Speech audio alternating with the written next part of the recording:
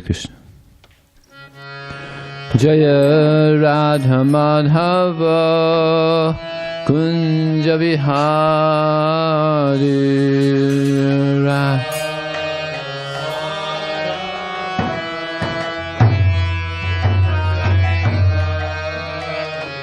Jaya Radha Madhava Kunja Vihari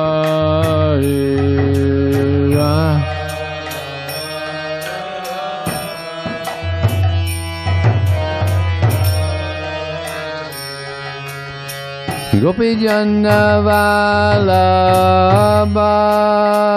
Girivana Dari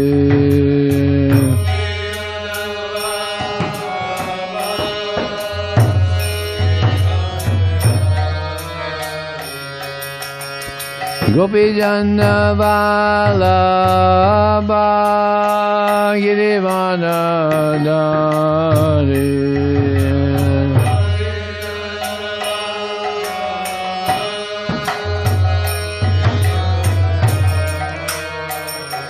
Jaya Radha Madhava Kunja Vihari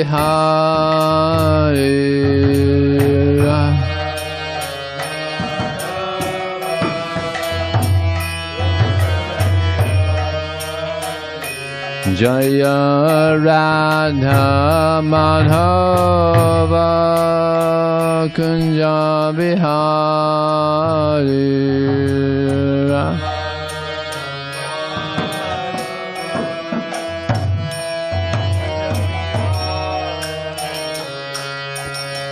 Gopi Jana Vallabha Girivana Dari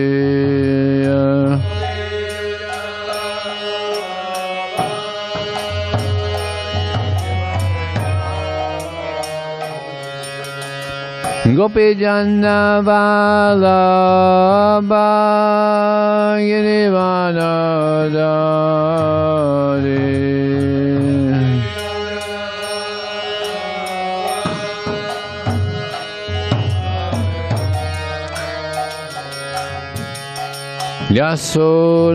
Yasodanandana Brajajana Ranjana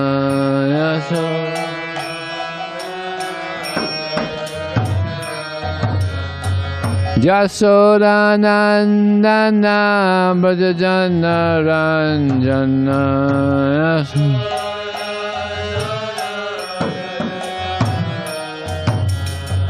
Jamuna Dhiravana Charinati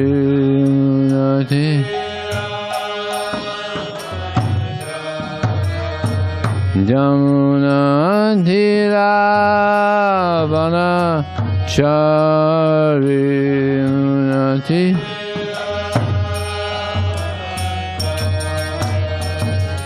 Jaya Radha Madhava Kunja Vihari Jaya Radha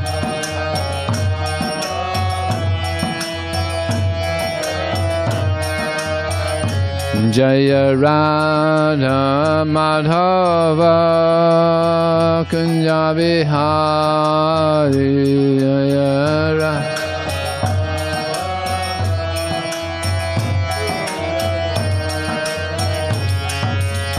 Gopi Jana Vallabha Girivana Dari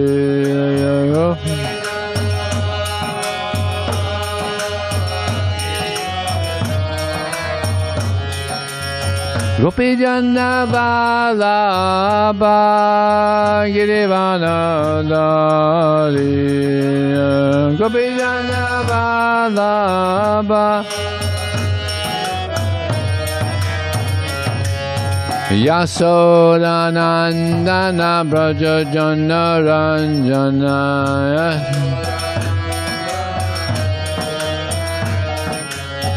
Yasodanandana Brajajana Ranjana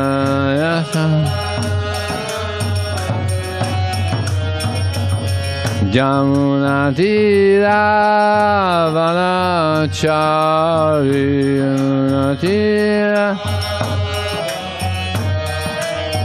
Jamunatira vanachari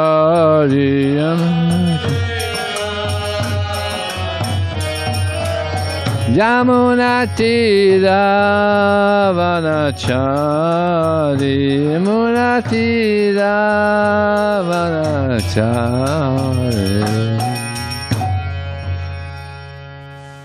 Jayam Vishnupad Pranamahangsa Prabhujakacharya Asatasa Shishimat His Divine Grace HG Bhaktivedanta Swami Srila Prabhupada Ki Ananta Gota Vaishnavi Ki Jai Namacharya Srila Haridas Thakur Ki Jai ISKCON founder Acharya Srila Prabhupada Ki Jai.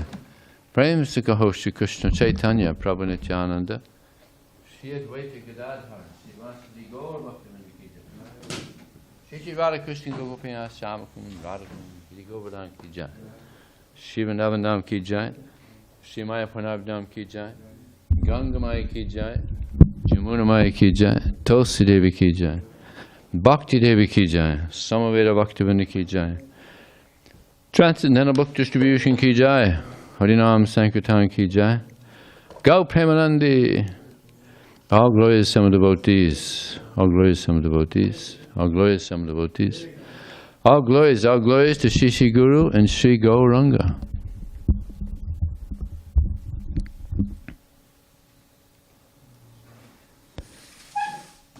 Om Namo Bhagavate Vasudevaya.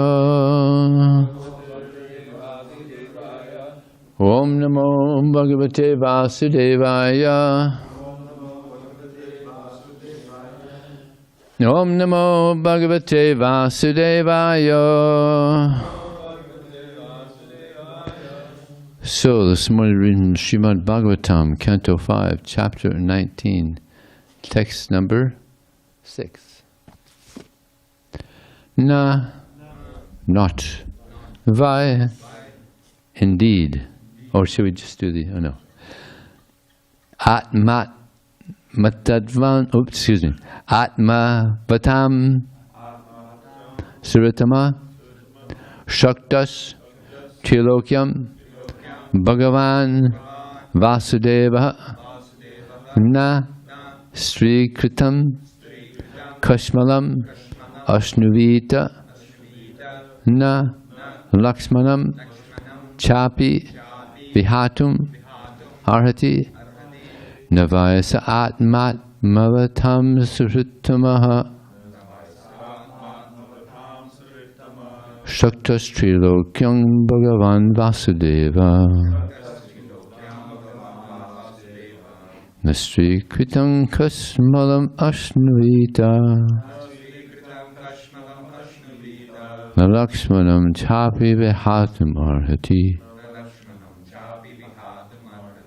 Navayasa atmat bhavatam suhritamaha Shaktas trilokyam bhagavan vasudeva Nasri kritam kasmalam ashnuvita Nalakshmanam chapi vihatam arhati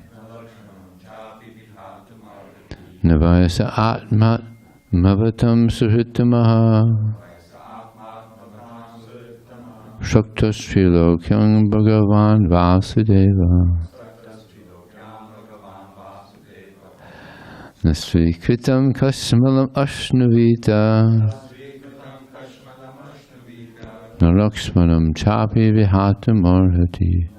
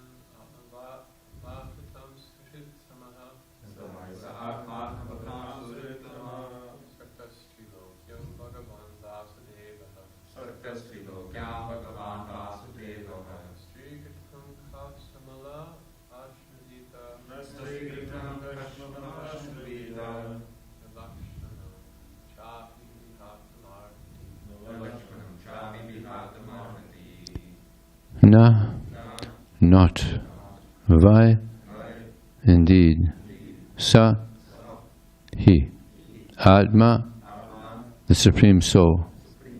Atmavatam, of the self-realized souls. Suhritama, the best friend. Shakta, attached. Trilokyam, to anything within the three worlds. Bhagavan, the Supreme Personality of Godhead. Vasudevaha, the all-pervading Lord. Na, not. Srikritam, obtained because of his wife. Kushmalam, sufferings of separation. Asnuvita, would obtain. Na, not. Lakshmanam, his younger brother Lakshman. Cha, also. Api, certainly. Vihatum, to give up. Arhati, be able. Translation and purport by His Divine Grace, Srila Prabhupada ki. Since Lord Sri Ramachandra is the Supreme Personality of Godhead, Vasudeva, he is not attached to anything in this material world. He is the most beloved super soul of all self-realized souls, and he is the very intimate friend. He is their very intimate friend. He is full of opulences, therefore he could not possibly have suffered because of separation from his wife, nor could he have given up his wife and Lakshmana, his younger brother. To give up either would have been absolutely impossible. Purport. In defining the Supreme Personality of Godhead, we say that he is full in all six opulences: wealth, fame, strength, influence, beauty, and renunciation. He is called renounced because he is not attached to anything in this material world. He is specifically attached to the spiritual world and the living entities there. The affairs of the material world take place under the superintendence of Durga Devi, Srishti Stiti Praliyasthana Saktu Eka Chayeva Yashabhuvanani Vibharti Durga, Brahma Samhita 544. Everything is going on under the strict rules and regulations of the material energy, represented by Durga. Therefore, the Lord is completely detached and need not give attention to the material world. Sita Devi belongs to the spiritual world. Similarly, Lord Lakshmana, Ramachandra's younger brother, is a manifestation of Sankarshan, and Lord Ramachandra himself is Vasudeva, the Supreme Personality of Godhead. Since the Lord is always spiritually qualified, he is attached to servants who always render transcendental loving service to him. He is attached to the truth in life, not to Brahminical qualities. Indeed, he is never attached to any material qualities. Although he is the supersoul of all living entities, he is specifically manifest to those who are self-realized. And he is especially dear to the hearts of his transcendental devotees. Because Lord Ramachandra descended to teach human society how dutiful a king should be, he apparently gave up the company of Mother Sita and Lakshmana. Factually, however, he could not have given them up. One should therefore learn about the activities of Lord Ramachandra from a self-realized soul, then one can understand the transcendental activities of the Lord. Om Jnana Tamarandasya Jnananjana Salakaya Chakshur Militam Jena Tasmai Sri Gurave Namaha Mukram Krotavachalang Pangun Lang Hayategarim Yat Kripa Talaham Bande Srigaram Dinataranam Vanchakapatubhyascha Kripa Sindhubhyevacha Patitanam Pavanebhyo Vaishnavebhyo Namo Namaha. Jaya Shri Krishna Chaitanya Prabhu Nityananda Shri Advaita Gadadhar Sivasati Gaur Bhaktavinda. Hare Krishna, Krishna Krishna, Hare Hare, Hare Ram, Ram Ram, Hare Hare. Here it mentions that Lord Ramachandra, he was ready to just give up his, and he did, his opulence. He was a prince, so he had great opulence. But upon this unusual event that took place with Kaikeyi, his father asked him to just go to the forest 14 years. And he didn't hesitate. All right. It's amazing. So he's ready to go, and he's ready to just go without his brother, Lakshman, or without Sita. He's ready to go. But he had to, mention to him, my father asked me to go, so this is where I'm going. Just want to let you know. I'll be back in 14 years. Yeah. So Sita said, "Oh, that's not going to happen. I'm going with you." But you can't. You're a princess. You can't. You've only stepped on marble. We're going to a forest. And she said, "Well, I'm your wife. I'm going." She was adamant. And Lakshman also said, "I'm going with you." So both of them were also extremely dear to Lord Ramachandra. So he renounced the kingdom, but he brought these two great devotees with him. But he was ready to renounce, just go. He had to explain the situation, but he was ready to go. If they wanted to stay, no problem, I'm going by myself. So detached. And what did Lord Chaitanya say? Vairagya Vidya, Nija Bhakti Yoga, Shiksarthameka, Purusa Purana, Shri Krishna Chaitanya, Sri Hari, Kripambhati Yastam, Aham Papadya. That Lord Chaitanya, he came to teach Vairagya, detachment. It's not easy.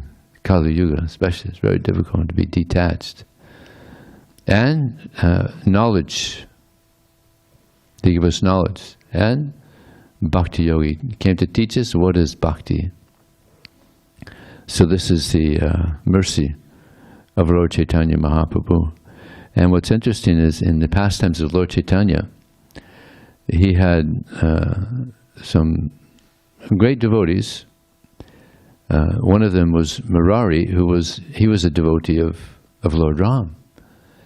And Lord Chaitanya was trying to convince him to serve Krishna, because Krishna, he's the source of all the other incarnations. Krishna's the greatest. I mean, you got God trying to convince his devotee to worship Krishna,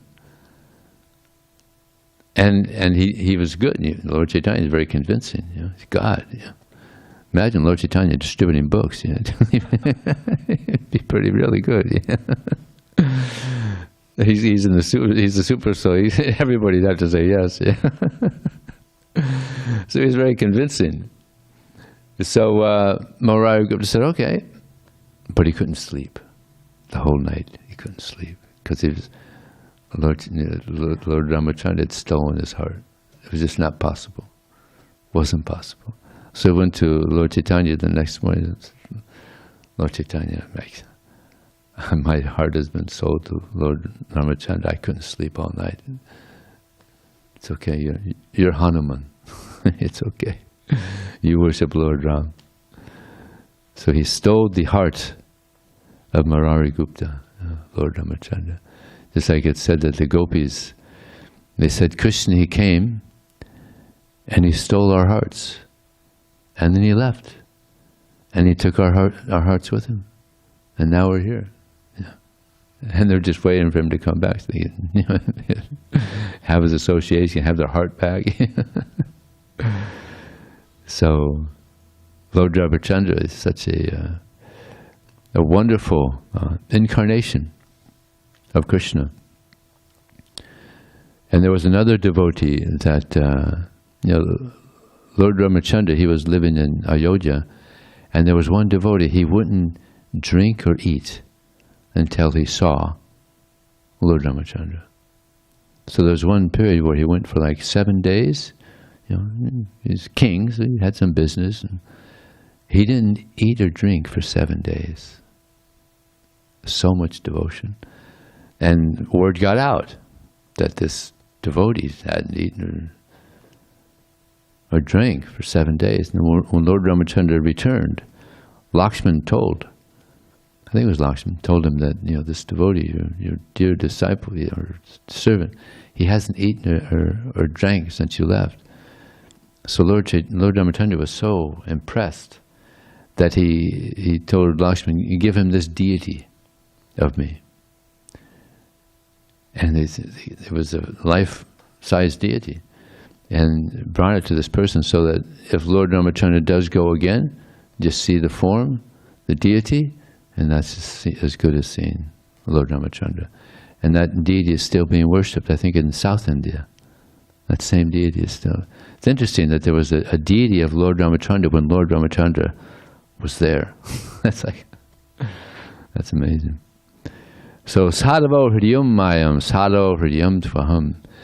It's stated that the Lord is in the heart of the devotee, and the devotee is within the heart of the Lord. The devotee doesn't know anyone but the Lord, and the Lord doesn't know anyone but the devotee. So if you peep into the heart of Krishna, or you peep into the heart of Lord Ramachandra, what are you going to find there? Devotees, a lot of devotees. Lots of devotees. And their hearts aren't limited like our heart. Yeah. Unlimited heart. Yeah. So of course the super soul is there in the heart, but it's also stated, Premajina Choita Bhakti Vilochinena Santak Sadaiva Hridaye Sivalokiyanta Yang Syama Sundara Chintya Gunaswarupam Govindamadi Purusam Tamaham Bhajami. That I worship the primeval Lord Govinda, who is always seen by the devotee, whose eyes have been anointed by the Pope of love. He is seen in his form of Syama Sundar, situated within the heart. So when you become a pure devotee, Syama Sundar goes in the heart, no longer the Paramatma. Just like in the spiritual world, there's no Paramatma, because Krishna is there. Only when we leave the spiritual world, we get these material bodies, he's there as Paramatma. Yeah. Accompanying us wherever we go, waiting for us to turn to him again. But when one becomes a pure devotee, then Lord Krishna or Lord Ram goes into the heart. No more Paramatma. Interesting. So the Lord is there presently, Paramatma. So we should want to have a clean heart so that he feels comfortable in the heart. Imagine you go to someone's apartment and it's just filthy. You know, there's newspapers that are 50 years old and food laying around that's 30 years old, just trashed out, just stinks, just horrible. How long would you want to stay in there? Not a moment, right? As soon as you go in, like, oh God, you just want to get out. So if we have this dirt in the heart, this lust and greed and anger, envy, it's not a very suitable place for the Lord to sit. So therefore we want to clean the heart. Cheto dharpana marjanam bhava mahadavajnirvabha. This whole process is about cleaning the mirror of the heart. Yeah. It's like if you go to your bathroom, there's all this dust on the mirror, you can't even see. Can't even see yourself. So much dirt, so much dust. So by this process of chanting Hare Krishna, by hearing Srimad Bhagavatam, we're cleansing the dust. We're cleansing all the dirt from the heart. It's a nice process, actually, but there's a lot of. I just like to have these special, powerful cleansing agents.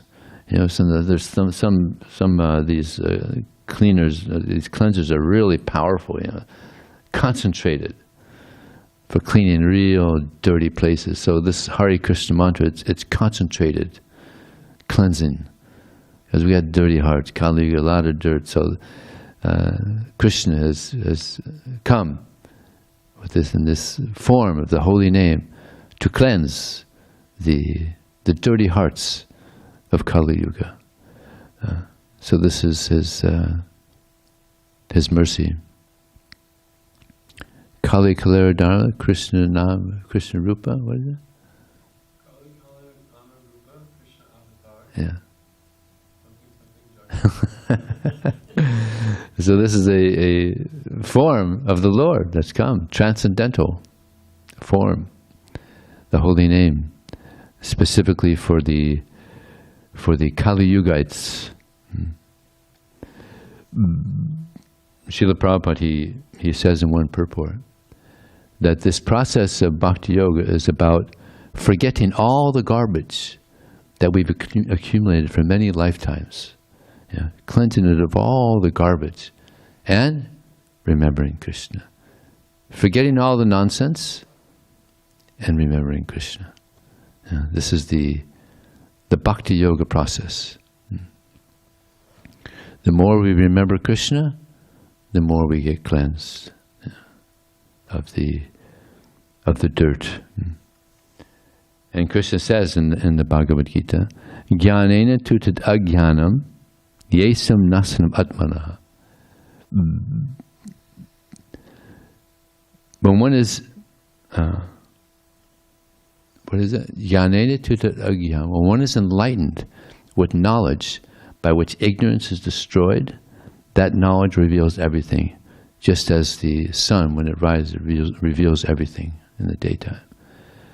So this is the result of getting transcendental knowledge, that everything gets revealed. You know, who we are, who Krishna is, what the process of devotional service is. There's a very powerful verse given to us by Krishna. You know, so we have to get this knowledge. You know. And by this knowledge, we get an understanding of who we are, of who Krishna is. And therefore, the main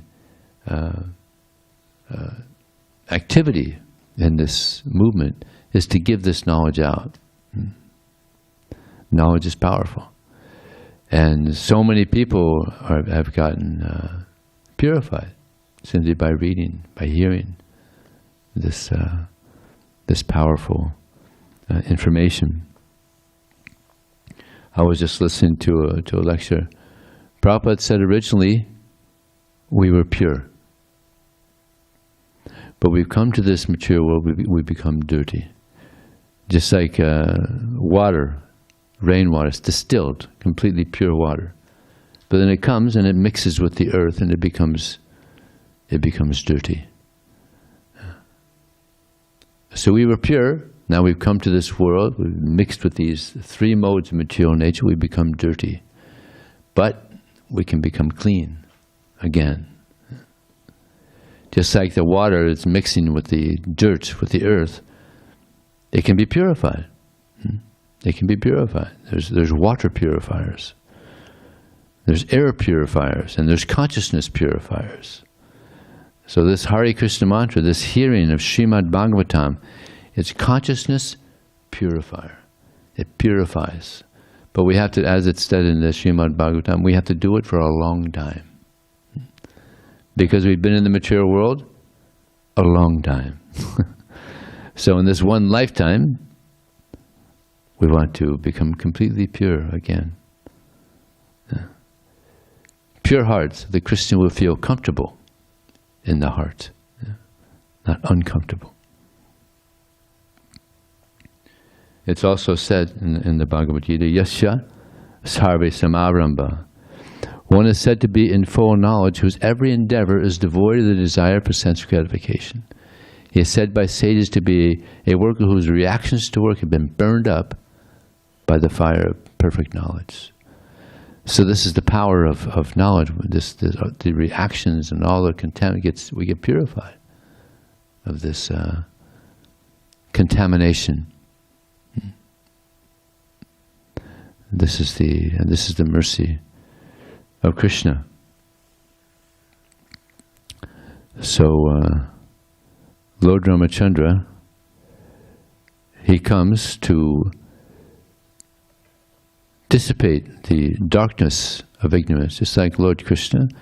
They come, yada yada hi dharmasya glanyar bhavita bharata. Whenever there's a predominant rise of irreligion and a decline in religious practice, at that time he descends. So this is the kindness of Krishna. I was speaking to one person yesterday, and he was asking about God, and he said, "So what do you think of God?" I said, "Well, God is the most beautiful person. He's the kindest person. And therefore, there is no truth in this idea that God will send people to hell if they're sinful." But he said, but that's in the Bible. That's in the Bible. That if someone's sinful, you go to hell, you burn forever. I said, well, there's so many interpretations. How many are there? I wonder how many. It's like we have a lot of interpretations to the Bhagavad Gita, hundreds. Prabhupada said, I think there's like over 500 different translations. Any idea how many translations there are of the Bible? Too many. Too many. So actually in France, there was a huge number of Christians that believed in reincarnation. Back in, I don't know, maybe 1700s, 1600s, something like that. They were all killed by the Catholics. Because if they're thinking that there's another life, then we don't have to give everything now. But if everything is done this one life, you have to surrender everything. You have to give everything this one life. So, yeah, that's pretty common information. So they think like that. That, yeah, this is it. This one life. You get it all together right now in this life. Otherwise you just burn in hell. Or you go to heaven. So, yeah, there's a lot of misconceptions about God. It's like sometimes I'll meet people and they say, well, I don't believe in God.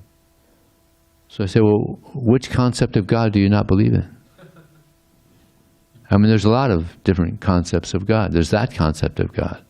And a lot of people gave up Christianity because of that misunderstanding that if someone's sinful, they go to hell and burn forever. Just like we had recently, some instance of a young boy who comes here to the temple. It's about 10 years old. And he heard about how if someone is sinful, then they have to suffer in the future. And it caused so much pain to him because he has relatives and friends, and they may not be, living the pure life, and they're going to suffer. And this young boy is even thinking of committing suicide. He was so distraught. Just the thinking that friends and relatives are going to suffer. But what he doesn't know is that Krishna, he doesn't,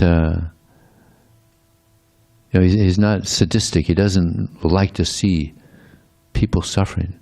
People do their, if someone does some sinful activity, they get some reaction, they get another chance. But Krishna, he's the most fair. He knows what he's doing. He's a very good manager. He doesn't make mistakes. So this is one concept of God. But when I read the Bhagavad Gita, I thought, well, here's a very good understanding of God. He's Pitaham Masya Jagato Mata Tata Pitamaha Vedyam Pavitam Omkaram Rig Samayadra Evacha. That he's the father of all living entities. Pitaham Masya Jagato. Mata, he's the mother. Data, he's the sustainer. Pitamaha, he's the grandfather.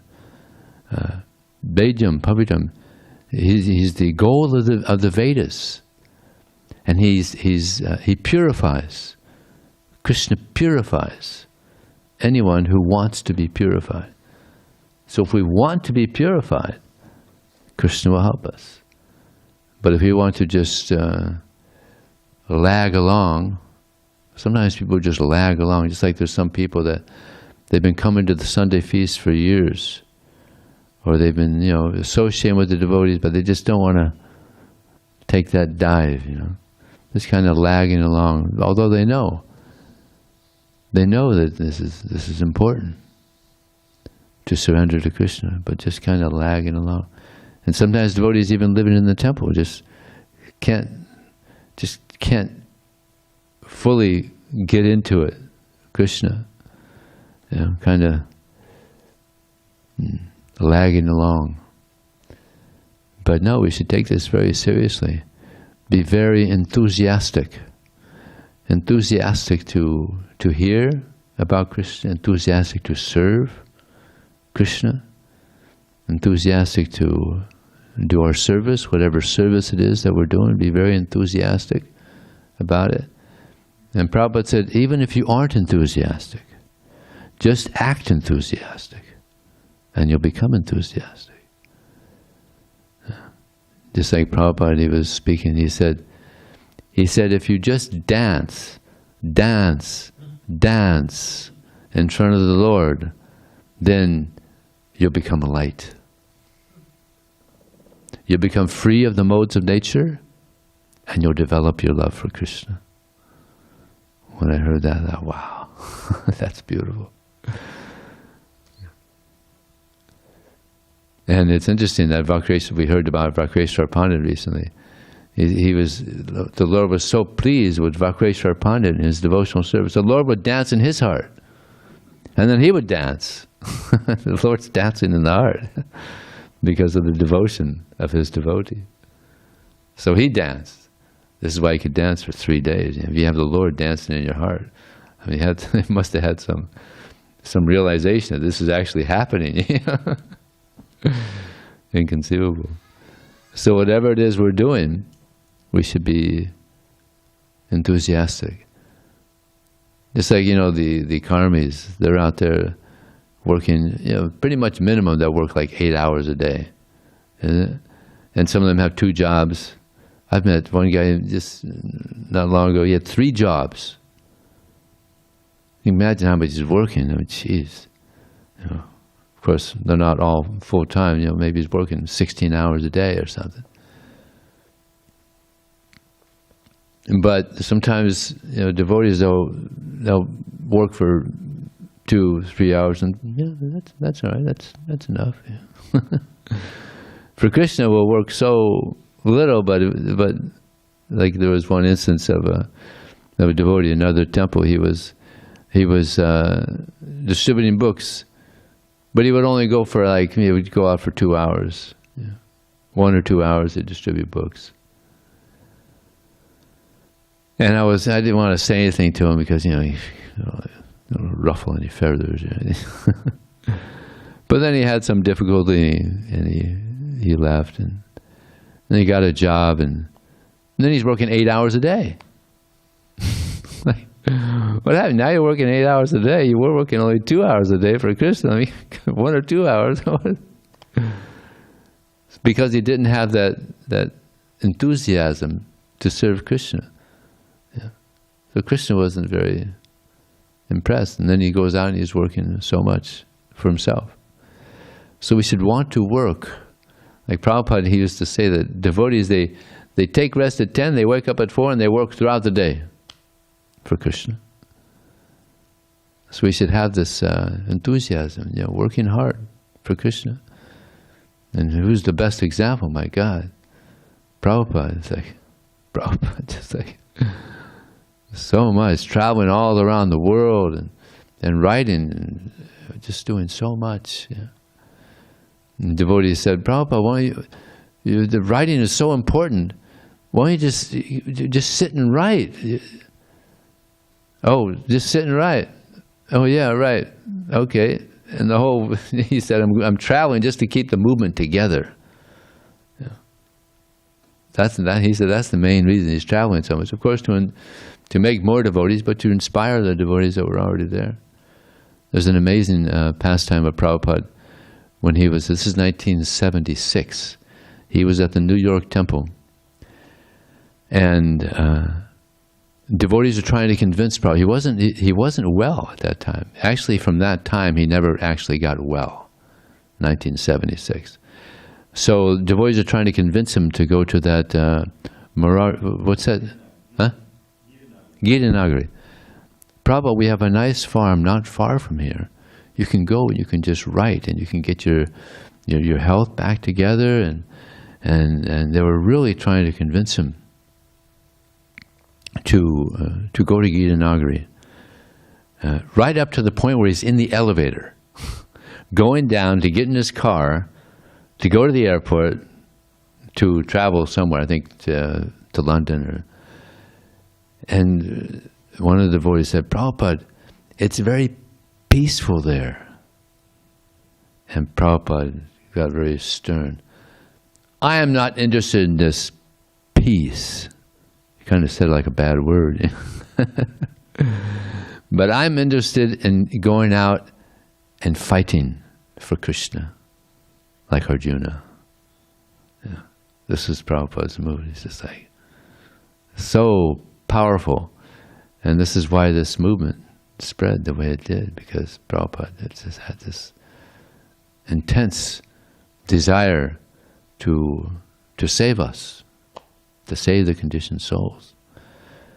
So we should try to pick up this mood of Srila Prabhupada to give Krishna to the conditioned soul. This is what is most needed. As Bhaktisiddhanta Saraswati Thakur said, the only lack in society is Krishna consciousness. So we're trying to fill that lack by all this distribution of transcendental literatures. Yeah. Some people are appreciating. We don't know. We have no idea. We're distributing so many books. We have no idea who's reading these books and appreciating. But they are. I don't know if I said this story here before. There was one instance where there was one young man. He got a book, and he read it, and he was like, he was amazed, and he was reading it during the class, and then after class he was reading it. And when he went home, he was reading it, and he was talking to his friend. He had a roommate, and he was talking to his friend about it, and they stayed up all night talking about this book, Science of Self-Realization. So the next day, there was the devotee distributing books in this campus, and he went to this person. There's about 5 young men around. And one of them was this person who had gotten the book previously, the day before. So he said, hey guys, you got to get this book. This book is amazing, Science of Self-Realization. Before I read this book, I was an atheist. Now I completely believe in God, and I used to hate people. Now I love people. And they gave this devotee $50. Then he said, no, I got the books. I got everything I need. He gave him $50 donation. These books are so powerful. Yeah? He was an atheist, became a theist, Hated people, loves people now. That's powerful. This is how powerful Prabhupada's words are. Very practical, very pure. So we should very enthusiastically distribute this knowledge to the people for their benefit and for our benefit and for the pleasure of Krishna, Srila Prabhupada. So is there any question or? Yes, Devavrata Prabhu. There's one on Zoom too. Yeah, Devavrata Prabhu, please. Oh, okay, Devavrata Prabhu. I have a story, so I don't know. Oh yeah. Go ahead, say this. I was at LATTC, probably it must have been 3 or 4 years ago now, when you're still in LA. And I was distributing, and this guy walked up to the LA Technical College. Technical community guys. You go there, you just become like a chef at a restaurant or something. But this guy, he walked up to the table, and I showed him the book. He's like, "Oh yeah, Krishna is my Lord and Master." I said, "Well, what do you mean?" He's like, "Well, I got that book, and previously I didn't believe in God, but now I realize there is a God, and His name's Krishna." Wow, that's cool. And he said, "I gave it to my friend, and he agrees with me." Wow, that's cool. What was that book? I think it's Journey of Self-Discovery or Science of Self-Realization. I tell you, these books are powerful. Man. Yeah. Who knows how many atheists have become theists? I mean, we have no idea. We just see a few people, just like you saw here. Yeah. Who knows how many people become theists by reading Prabhupada's books? There's one time I was in East LA, and I was just going to all the shops, and I walked into a furniture store. As soon as I walked into the furniture, I go out in full dhoti and tilak when I'm in the Spanish area, because they're very receptive to monks, religious people, So I walked into the furniture store. The guy paid obeisances, and I said, "Dandavats?" Yeah, he just went down and he paid obeisances. Yeah. He was a worker. He was a worker there. He was just sitting there, and he paid obeisances, and he said, "Oh yeah, Srila Prabhupada, A.C. Bhaktivedanta Swami Prabhupada, he's my friend." And then he said something that was really far out. He said, "Every night he's coming to me, and he's telling me, don't forget the living force, Mario. Don't forget the living force." Wow. And he gave $10 and bought his friend a book. Wow. He said, "I haven't been to the temple in over 15, 20 years." Wow. He went to the temple one time 15, 20 years ago, but he has so much faith in Prabhupada. That's amazing. That's quite a story. Thank you. Yes, Joey. Hi, Joey. Bhakti Joey. Bhakti You Joey. talked about self-realized soul. Yeah. I thought I was one all my life, and I don't know what I am now. I'm not this body, but when does one become a self-realized soul? It sounds like these guys that got these books might be self-realized, but on a Bhakti yoga level, you have to have the full dose, and I'm doing that. So the question is, am I a self-realized soul, or who is that? Is there any of them in here? Dravida probably. Dravida Prabhu. Yes. A self-realized soul is someone who is always aware it's not the body, it's the soul within. Now that's not an easy thing to achieve. To always be aware, I'm not American, I'm not a man, I'm a soul within, and I'm the eternal servant of Krishna. This is a self-realized soul. Never becomes overcome by the modes of nature. Anger and lust and greed and envy.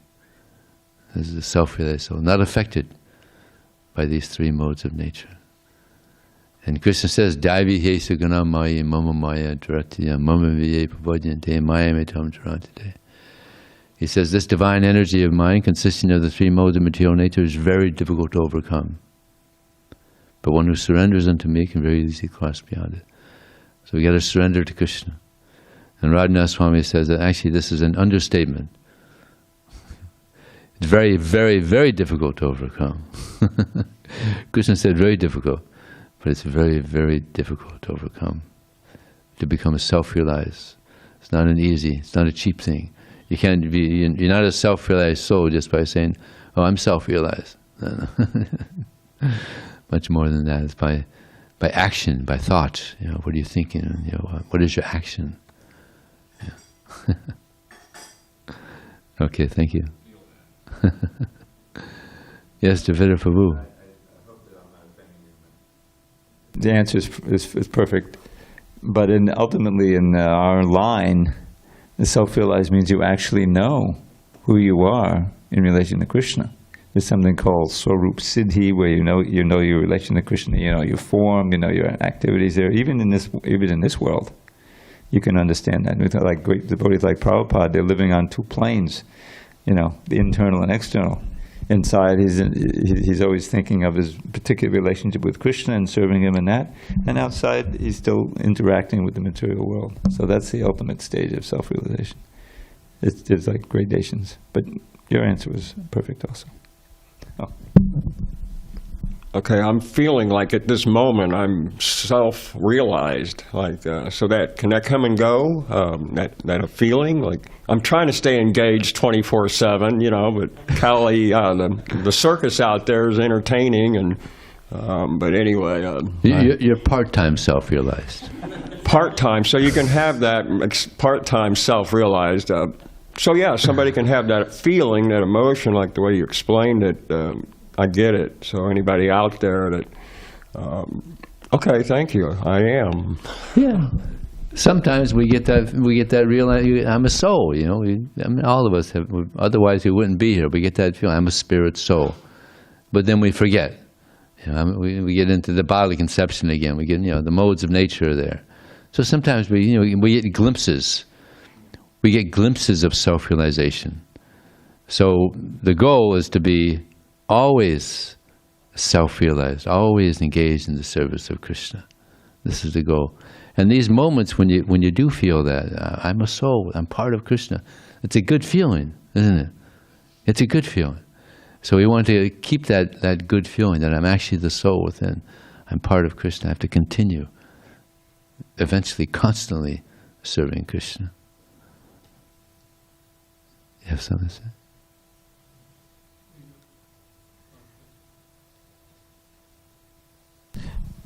Well, I think some of you heard this before, but there was a my spiritual master was saying there was a time where a lot of devotees were in Mayapur. You could see these old pictures of like Shiv Ram Swami, Tamal Krishna Goswami, and all these devotees there, and they were dancing and chanting in ecstasy and in Mayapur, having a great time. And then at the end of the kirtan, one devotee said, "Oh, I just feel that all my material desires are just gone, from that kirtan. It was like amazing, just like they're all just gone." And then one devotee said, "Oh yeah." One devotee told this devotee, "Oh yeah, don't worry." He said, "They'll come back." So, but yeah, as it was mentioned by Vijay Prabhu and others, but yeah, the idea is to get rid of the material desires and have not come back, just be fixed on that platform. But as Vijay Prabhu said, it's not so easy, but it is possible. So anyways. There was one instance where, this is back in the 70s, where one devotee, he went to some sadhu there in Vrindavan and revealed to him his Siddha Swarup, his original form in the spiritual world. It was a peacock. So he was actually a sannyasi. So he was going around in his room, and he was acting like a peacock, He was practicing. Yow, yow. Flying around. So we don't want to get carried away with this Siddha Swarup. Anything else? Yes. We were traveling, and we listened to a class. I forget who. Oh, it was Achyutananda Prabhu, Prabhupada's very, very early disciple. So he was talking about, he spent a lot of time in India in the early days. Yeah. So there was this Babaji there that was telling people their Siddha Swarups. So they pay a fee, tell who they are. And he would tell them who they are, and then they'd push off. So he'd say, you're this colored skin, you're a little girl about this age, and this is the dress that you wear, this is your service. So he was saying all this, and then someone went up to one of his friends who also got initiation from this Babaji. He said, "So, what's your identity?" And he started explaining it to him. He's like, "Well, that's what I am. Like the same name, same dress, same skin."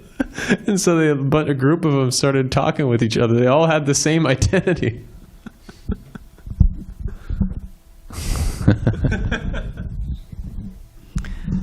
I was just a little curious in the purport when Srila Prabhupada says that Krishna is not attached to Brahminical qualities, but he says he is attached to the truth in life, which to me doesn't sound much like a Prabhupada saying he is attached to the truth in life. I don't know, that seemed kind of an odd statement to me, and I'm not sure what that means. It's not even so clear in the context of the purport. He is attached to the truth in life. Yeah, I thought that sounded a little... Truth in life. Truth in life, yes. Okay, another one's being checked. Well, they are some old demands. They're peacefulness, self-control, austerity, purity, tolerance. Well, purity, that's honesty, wisdom, knowledge. These are material qualities. So the truth in life, what's the truth in life? Devotional service. I mean, ultimately, right? But he's right. You won't find that phrase anywhere else. Yeah, I can tell. Davida's going to check it out. And I realize it's not me. Previous chapter. So there'll be an investigation on that. There might be a change. One thought is, Prabhupada does use a similar literary device in the first canto, though. The spirit soul wants to see the free light in the spirit. It seems like very ambiguous, but Prabhupada speaks like that. So, That's a real quote. Yeah. Yeah. Free light in the spirit. That means the Brahmajyoti, because that Brahmajyoti is also there in the spiritual world. Is that what he means on that? What is that? What's the verses from that one I was saying? Those verses, the second chapter, first channel. Yeah. I don't know if there's any other questions. Anyway, meanwhile, is there anything else? If not, Krishna Vijay, you're on. Yes, Vijay Prabhu, Dandavat Pranams. If I may, before I ask my question related to truth in life, he's attached to the truth in life, end quote. My understanding, and correct me if I am wrong, is that truth in life in the context of this quote means that Krishna is attached to genuine enjoyment. Genuine enjoyment. Genuine enjoyment is devotional service. Yes, because that's what Krishna does. Krishna is the enjoyer par excellence. That he enjoys life, and we cannot separate the concept of enjoying from this concept of truth, of Krishna being attached to truth. The thing is, you have to look at the context. He's saying he's not attracted to Brahminical qualities per se, right? In other words, they have to be in the context of devotion. And I'm not quite sure. I mean, it is mysterious, and I can see why Mukunda was puzzled. So let me get back to you and see if that's what Prabhupada actually said before we try to interpret it. Is this what he meant? Good. So what's your question, Krishna Vijay? Yes, my question is it possible to go back to Godhead on my own without having to surrender to a self-realized soul?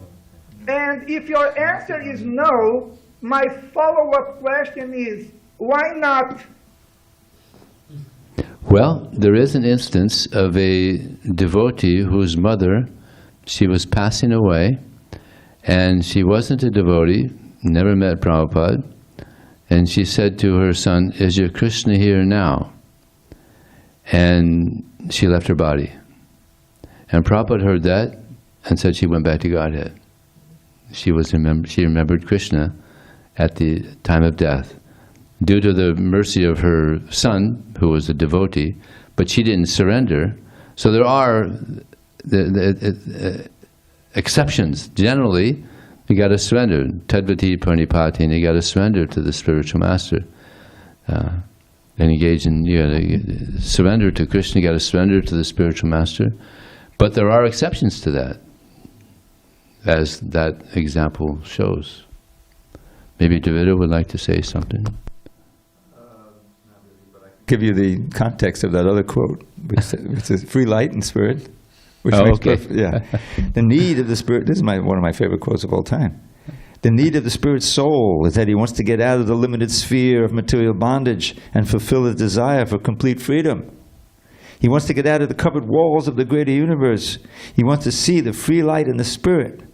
That complete freedom is achieved when he meets the complete spirit, the personality of Godhead.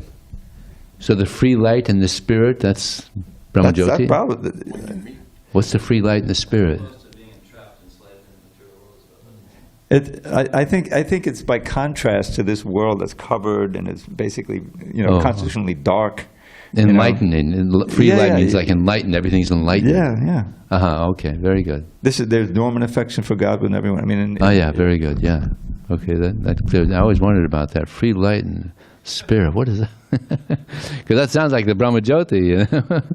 But yeah, just everything's enlightened. Everything's pure. Yeah. Oh, very good. Thank you. Okay, thank you very much. Srila Prabhupada ki? Yeah.